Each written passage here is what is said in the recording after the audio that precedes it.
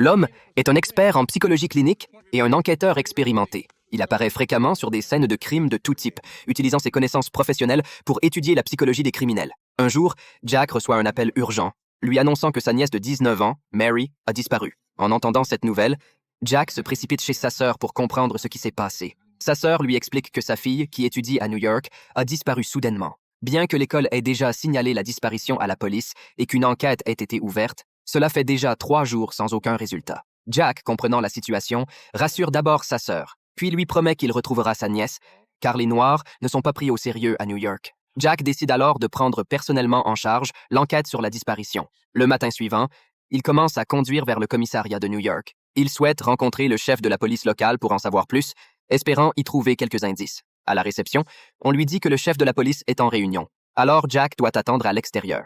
Cependant, impatient, Jack ne peut rester en place et se met à errer sans savoir qu'il pénètre accidentellement dans une salle de documentation. En entrant, il remarque quelque chose d'étrange sur les murs, où sont affichées des photos de filles disparues. Cela indique que l'affaire de sa nièce n'est pas un cas isolé.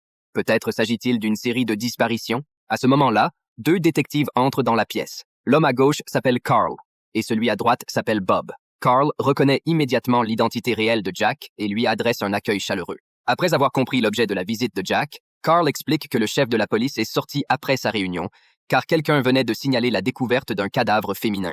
En pensant à la disparition de sa nièce Mary, Jack ne peut s'empêcher de se sentir de plus en plus nerveux.